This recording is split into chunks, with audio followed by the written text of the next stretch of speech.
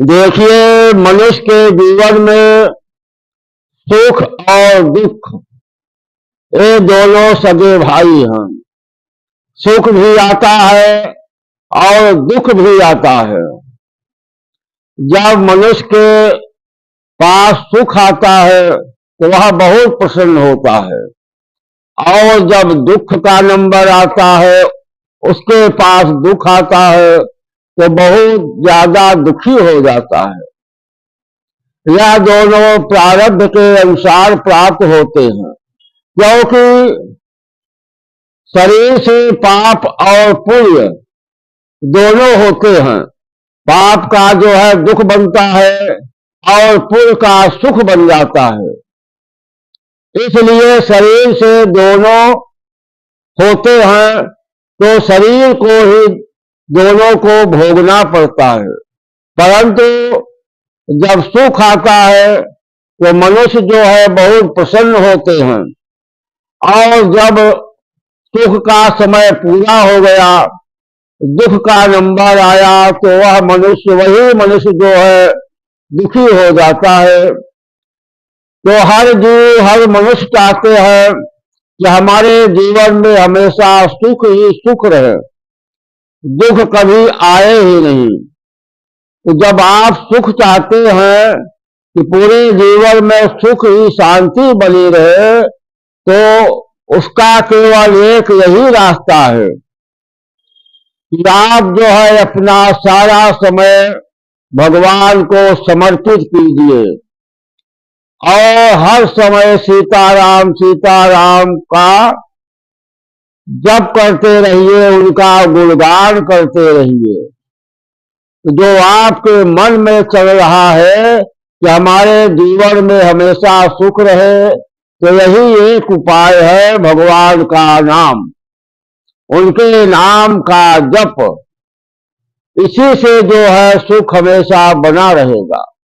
जैसे आप सीताराम सीताराम कह रहे हैं, हमेशा जाप कर रहे हैं, अचानक कोई पाप कर्म हो गया तो वह जो है क्षमा हो जाता है, क्योंकि आप भगवान का नाम जप रहे हैं, आप परम पिता के शरण में है और उनका भजन कर रहे हैं।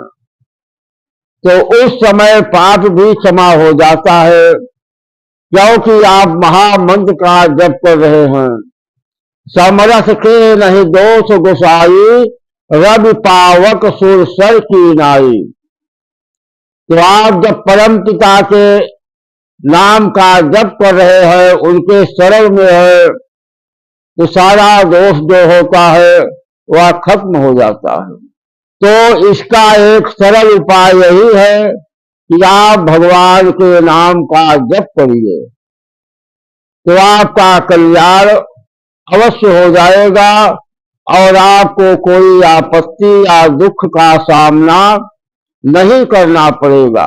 भगवान ने कहा है कि आप जो है हमारा भजन करिए, और जो हमारे भजन को कर रहे हैं, हमारा नाम ले रहे हैं, उनकी रक्षा करिए और उनकी सेवा करिए।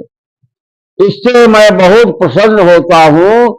जो हमारे भक्तों की सेवा करता है और उनकी देखभाल रक्षा करता है, उसके ऊपर मैं बहुत ही प्रसन्न होता हूँ। इसलिए भगवान के नाम से, भगवान से बड़ा जो है भगवान का नाम होता है। तो जो भगवान का नाम हमेशा ले रहे हैं, वो सबसे आगे होते हैं, क्योंकि उनके हर श्वास में भगवान का नाम चलने लगता है।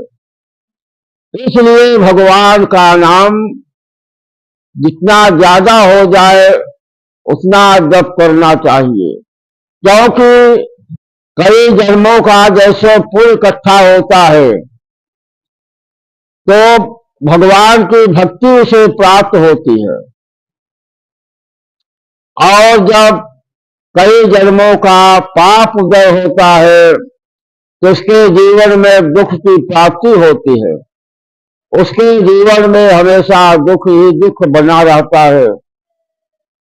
जैसे देखा जाता है कि जो पाप कर्म कर रहे हैं, अत्याचार कर रहे हैं, वो बहुत आगे ही जा रहे हैं, धन संपत्ति से कुछ को बहुत प्राप्त है।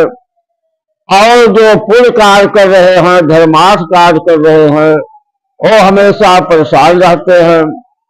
इसका कारण यह है कि अगले जन्म का जो पाप है उसके पीछे पीछे लगा रहता है। जब तक उस पाप का क्षय नहीं हो जाता तब तक उसको सुख की प्राप्ति नहीं होती। और जो पाप करते हुए भी धनी हो रहे हैं, सुखी हो रहे हैं, उसका कारण यह है कि उनका अगले जन्म का जो पुण्य था वह उदय हो गया है। उसी के कारण से वह सुखी है और धनी है। और जब उनका पुण्य जब खत्म होगा, जब दुख वाली पोटली खोली जाएगी, तो जैसे कहा जाता है कि देखो यह व्यक्ति बहुत धनी था, आसमान पर था, परंतु यह देखते देखते रोड पर आ गया, जमीन पर आ पड़ा। उसका कारण यह है कि इसका जो पाप की पोटली थी वह खुल गई। उसके प्रभाव से वह जो धनी था वह गरीब हो गया। और जब गरीब की पोटली धर्म वाली खाता खुल गई तो वह जो गरीब था वह अचानक ही धनी हो गया। जैसे कहा जाता है किसी को अचानक संपत्ति मिल जाए या किसी प्रकार का सुख प्राप्त हो जाए तो लोग कहते हैं कि देखो देने वाला कितना बड़ा है कि जब देता है तो छप्पर फाड़ कर देता है। उसका कारण यह है कि उसका जो पुण्य था अगले जन्म का, उसकी पोटली भगवान ने खोल दिया। उसके खोलते ही अचानक ही संपत्ति उसके यहाँ पर आ गई। जब संपत्ति आ गई वह धर्म कार्य करने लगा, इसके पास सुख शांति जो है अपने आप आ गई। जहाँ धन रहता है वहीं पर सब कुछ उसे प्राप्त हो गया, उसका सारा दुख ही दूर हो गया। तो इसलिए पाप से दुख होता है और धर्म से सुख होता है। जब धर्म से सुख मिलता है तो क्यों न हम हमेशा धर्म ही कार्य करें और भगवान का नाम जपें। ऐसा हम करेंगे तो हमारे पास दुख आएगा ही नहीं। इसलिए भगवान की सेवा, उनका भजन कीर्तन खूब मन लगा करके भगवान की सेवा पूजा करने से मनुष्य के जीवन में कभी दुख आता ही नहीं। इस तरह उसे करते रहना चाहिए जिससे हमेशा सुख की प्राप्ति होती रहे। जय श्री राम, जय श्री राम।